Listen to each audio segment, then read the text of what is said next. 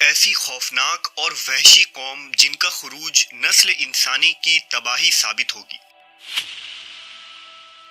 اس قوم کی عورتیں جو ہزار بچوں کو جنم دینے کی صلاحیت رکھتی ہیں، ان کی تعداد اتنی زیادہ ہے کہ ایک انسان کے نسبت سینکڑوں میں موجود ہے۔ لیکن یہ قوم کہاں قید ہے؟ کیا انہیں کسی دوسرے سیارے پر قید کیا گیا ہے؟ کیا حضرت ذوالقرنین کا سفر ایک خلائی سفر تھا؟ ہم آج اس ویڈیو میں یاجوج ماجوج کے قرآنی واقعے کو جدید سائنس اور فلکیات کی روشنی میں پیش کریں گے۔ ذوالقرنین اللہ کے ایک نیک بندے اور بادشاہ تھے جنہیں دنیا کے بڑے حصے پر حکومت عطا کی گئی تھی۔ قرآن مجید میں ذوالقرنین کے 3 سفروں کا حال بیان ہوا ہے۔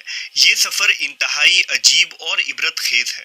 آپ کا پہلا سفر مغرب کے جانب تھا، جس کا مقصد آب حیات کو تلاش کرنا تھا، لیکن آپ اس میں ناکام رہے۔ آپ نے دوسرا سفر مشرق کی طرف کیا، جہاں سورج طلوع ہو رہا تھا، جہاں آپ نے ایک خانہ بدوش اور غیر مہذب قوم کی مدد کی۔ تیسرا اور سب سے عجیب و غریب سفر شمال کی جانب تھا۔ اس سفر کے دوران آپ ایک مقام پر پہنچے جس کا نام سدین یعنی 2 پہاڑوں کے درمیان کی جگہ تھی۔ یہاں ایک قوم آباد تھی جو ایسی زبان بولتی تھی جو سمجھ سے بالاتر تھی۔ ان لوگوں کے ساتھ آپ نے اشاروں میں بات کیا۔ یہاں کے لوگوں نے حضرت ذوالقرنین سے شکایت کی کہ پہاڑ کے اس جانب ایک قوم آباد ہے جس کا نام یاجوج و ماجوج ہے۔ یہ لوگ خوب فساد مچاتے اور ہم پر ظلم کرتے ہیں، لہٰذا آپ ان کے خلاف کارروائی کریں اور ہماری مدد فرمائیں۔ مورخین نے لکھا کہ یاجوج ماجوج حضرت نوح علیہ السلام کے تیسرے بیٹے یافس کی اولاد ہے۔ ان کی تعداد بہت زیادہ ہے۔ یہ لوگ سخت جنگجو اور وحشی لوگ ہیں۔ یہ جانوروں کی طرح زندگی گزارتے ہیں اور غاروں میں رہا کرتے ہیں اور بہار کے موسم میں نکل کر کھیتیاں اور سبزیاں کھا جاتے ہیں۔ یہ لوگ اس قدر جنگلی ہیں کہ آدمیوں، جنگلی جانوروں، سانپ، بچھو، گرگٹ اور ہر طرح کے حیوانات کو کھا جاتے ہیں۔ لہذا حضرت ذوالقرنین سے ان لوگوں نے فریاد کی کہ آپ ہمیں یاجوج ماجوج کے شر سے بچائیں، اس کے بدلے ہم آپ کو کچھ مال دے دیں گے۔ اس پر حضرت ذوالقرنین نے فرمایا، مجھے تمہارے مال کی ضرورت نہیں ہے، اللہ نے مجھے سب کچھ دیا ہے، بس تم لوگ میری مدد کرو تاکہ میں ان 2 پہاڑوں کے درمیان ایک دیوار بنا سکوں۔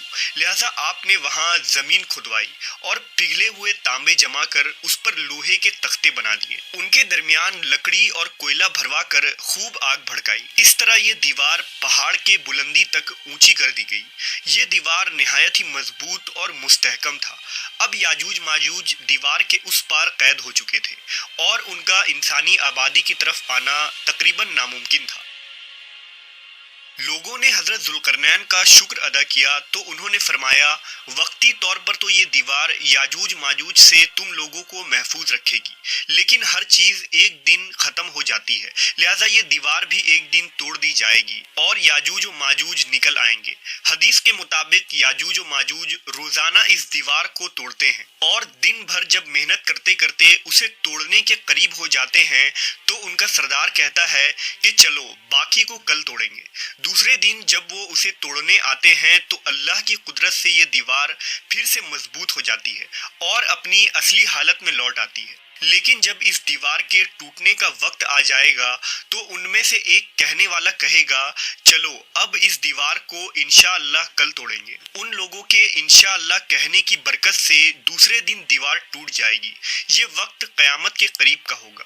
دیوار ٹوٹنے کے بعد یاجوج ماجوج نکل پڑیں گے اور زمین میں ہر طرف فتنہ و فساد مچائیں گے، چشموں اور تالابوں کا پانی پی جائیں گے، جانوروں اور درختوں کو کھا لیں گے اور زمین کے ہر بلندی اور وادیوں میں دوڑتے پھریں گے۔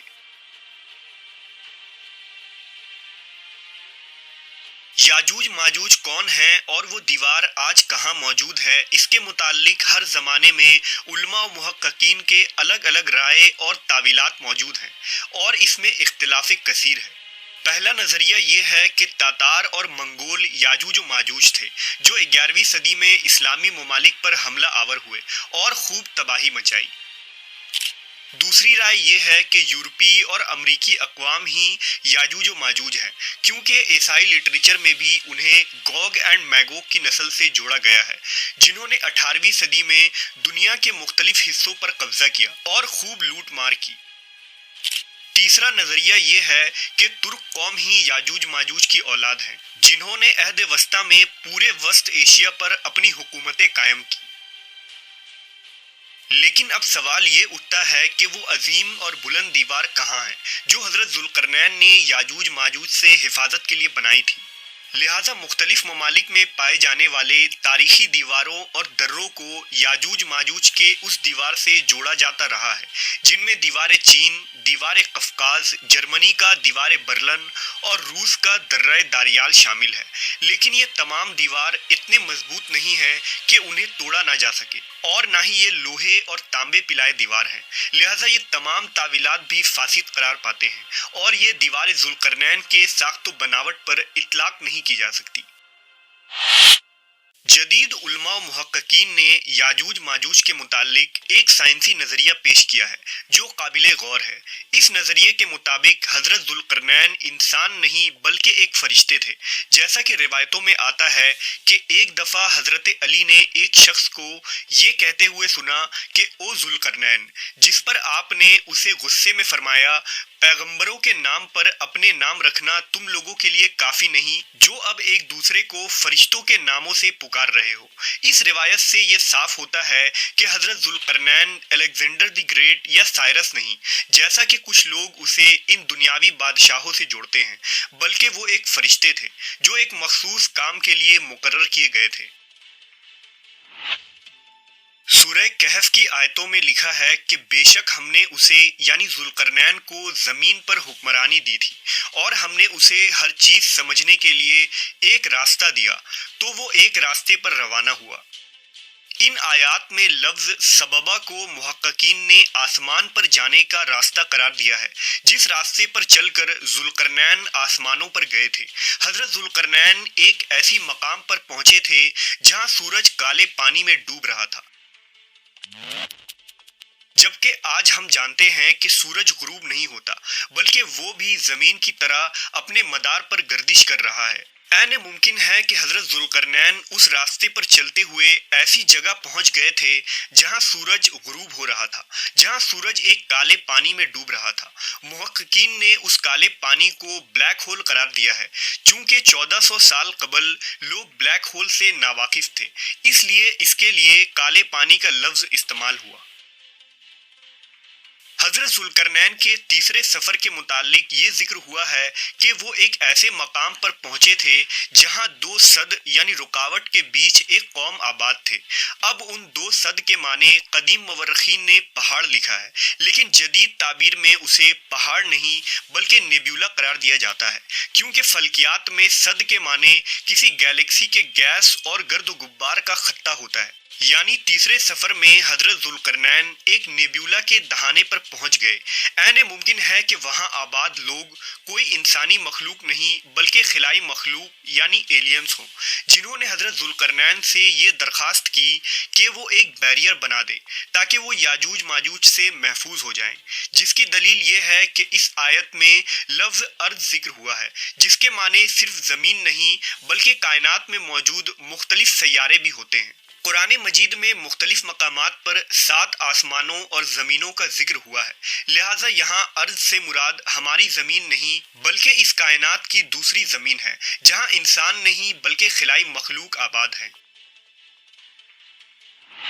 अल्लाह ने हजरत जुल्करनैन पर ख़ास रहम करम फरमाया था और उस वक्त जदीद टेक्नोलॉजी के गैर मौजूदगी के बावजूद उन्होंने ऐसा सद यानी बैरियर बना दिया जो एटमॉस्फेरिक गैस पर मुश्तमिल था और ये लोहे और तांबे के पिघलने की वजह से वजूद में आया था। इस बैरियर ने उस सैयारे के गिर्द एक दीवार बना दी जिस पर याजूज माजूज आबाद थे और इस तरह वो उस सैयारे में कैद हो गए। ये कोई नया नजरिया नहीं जो सिर्फ आज के जदीद साइंसी इल्म के मुताबिक बनाया गया है, बल्कि इससे मिलता जुलता नजरिया सहाबा किराम का भी था। مثلاً حضرت کعب بن احبار نے یہ دعویٰ کیا تھا کہ ذوالقرنین نے اپنا گھوڑا ایک ستارہ سے باندھا تھا، جس پر حضرت معاویہ نے انہیں ایسی بات کرنے سے منع فرمایا تھا کیونکہ ابھی لوگ ایسی باتوں کو سمجھنے کے قابل نہیں ہوئے تھے۔ اسی طرح حضرت علی نے فرمایا تھا کہ اللہ نے بادلوں کو حکم دیا کہ وہ ذوالقرنین کو جہاں چاہے وہاں لے جائیں۔ مختصر یہ کہ ذوالقرنین کا یہ سفر نہ صرف ایک خلائی سفر یعنی اسپیس ٹریول تھا، بلکہ یہ وقت میں بھی ایک سفر تھا۔ آج سائنس کا یہی نظریہ ہے کہ اس طرح کے پورٹلز ہو سکتے ہیں جس کے ذریعہ ہم نہ صرف خلا کے دوسرے حصے میں سفر کر سکتے ہیں بلکہ وقت میں بھی سفر ممکن ہے۔ یہ عین ممکن ہے کہ یاجوج ماجوج ایلینز ہوں جو کسی اور پلانٹس یا ڈائمنشن میں قید ہوں، کیونکہ ہماری یہ دنیا جس کی آبادی آج اربوں تک پہنچ چکی ہے، ایسے میں یاجوج ماجوج کی اتنی بڑی تعداد جو جھیلوں میں موجود پانی تک کو ختم کر دیں گی، ان کا اس دنیا میں موجود ہونا ممکن نہیں ہے۔ نیز یہ کہ آج دنیا کے ہر علاقے، بر اعظم اور جزیروں کی دریافت ہو چکی ہے، اور اب دنیا کا کوئی گوشہ باقی نہیں جہاں تک انسانوں کی رسائی نہیں۔ پھر یہ کیسے ممکن ہو سکتا ہے کہ اتنی بلند دیوار اور اس میں قید قوم کو دریافت نہیں کی جا سکی؟